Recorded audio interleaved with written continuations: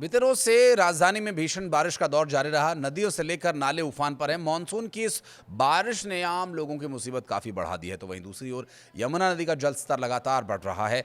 कई इलाकों में बाढ़ का पानी घरों और मार्केट्स तक पहुंच गया है। लोगों को पलायन करने पर मजबूर होना पड़ रहा है। बुधवार दोपहर पूरी दिल्ली एनसीआर में झमाझम बारिश का दौर जारी रहा।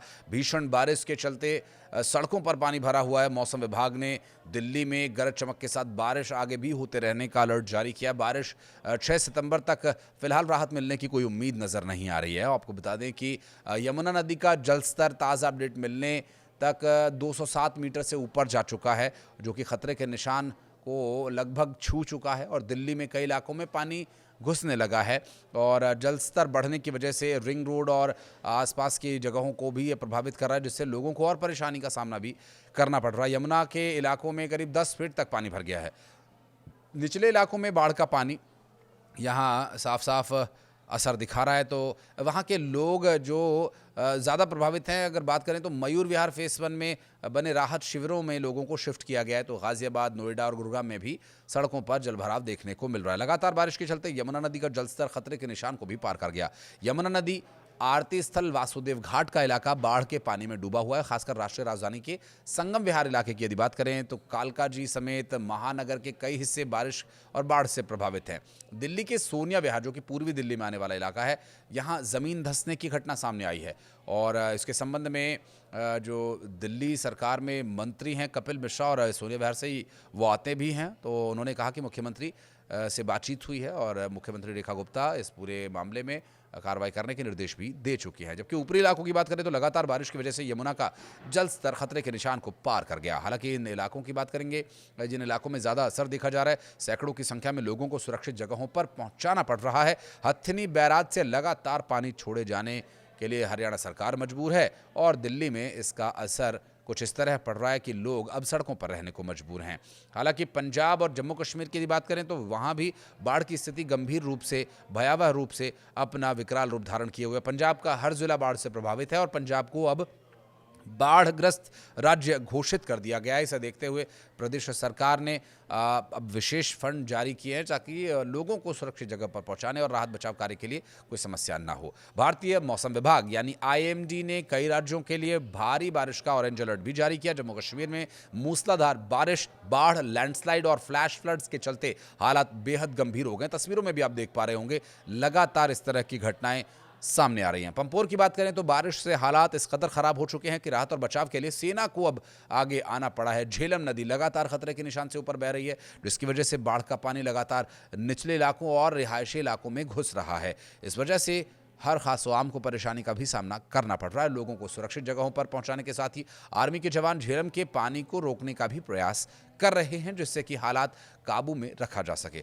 बात राजस्थान की करें तो जयपुर समेत कई जिलों में भारी बारिश की वजह से हालात काफ़ी ख़राब है। जयपुर के पास कोटखावदा में सड़कों पर पानी भर जाने की वजह से एक गांव टापू बन गया। गांव के कई इलाके पानी में डूबे हुए हैं, जबकि गांव की आसपास की जो कुछ जगह है जिसमें छोटी डाणियों को भी बचाने के लिए प्रयास किया जा रहा है, जो कि छोटी डाणियों के टापू बनने से ग्रामीण वहाँ फंस गए हैं।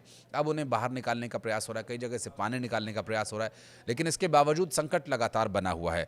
और यहाँ पर कोटखावदा में गांव जो टापू में तब्दील हो गया, वहाँ पूरी तरह से संपर्क सड़क से टूट गया है। प्रभावित पीड़ितों को ट्रैक्टर्स की मदद से बाहर निकाला जा रहा है।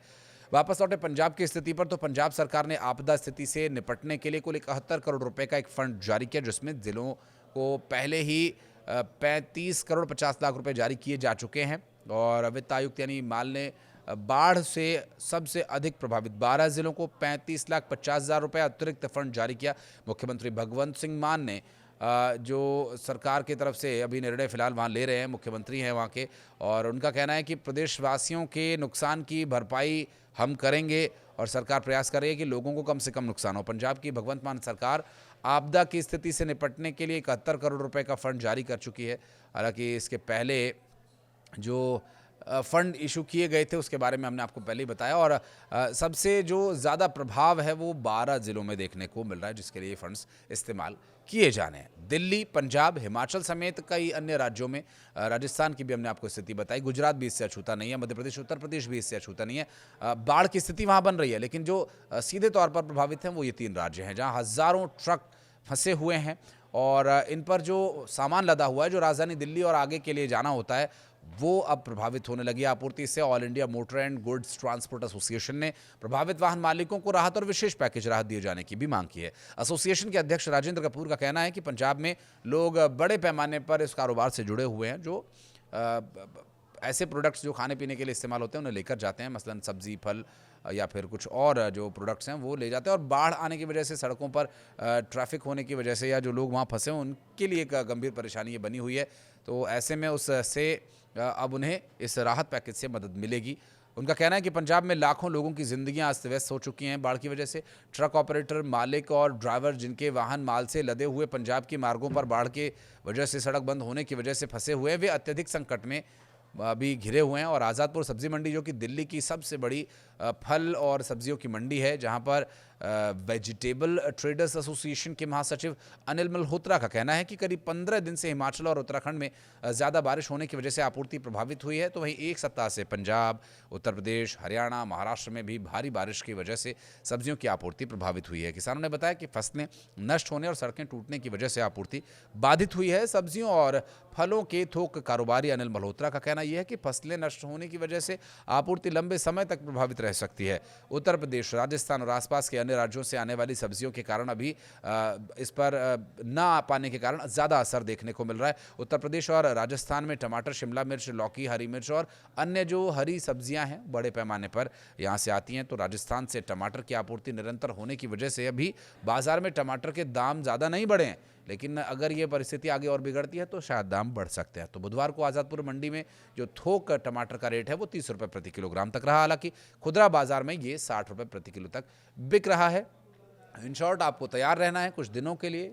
फल, सब्जियों और अन्य आपूर्ति को आपको अपने घर में इस तरह से रखना है कि आप अगर 2-4 दिन के लिए कहीं बाहर ना जा पाएँ तो परिवार का भरण पोषण ठीक तरीके से कर पाएँ। तो पैनिक नहीं होना है, सिचुएशन अंडर कंट्रोल है, कोई ऐसी आपूर्ति की कोई अभी समस्या नहीं है, लेकिन ये समस्या आगे बढ़ सकती है। इसके लिए एहतियाती कदम उठाने होंगे। मौसम विभाग की तरफ से जो पूर्वानुमान जारी किया गया, उसके आधार पर थोड़ी तैयारी आपको करके रखनी चाहिए। कुछ कहना चाहें, कुछ पूछना चाहें, या कोई इन्फॉर्मेशन आपको लगता है कि उस पर हमें वीडियो बनाना चाहिए, तो सलाह भी दीजिएगा और अपनी जो भी प्रतिक्रिया कमेंट सेक्शन में ज़रूर दीजिएगा। धन्यवाद।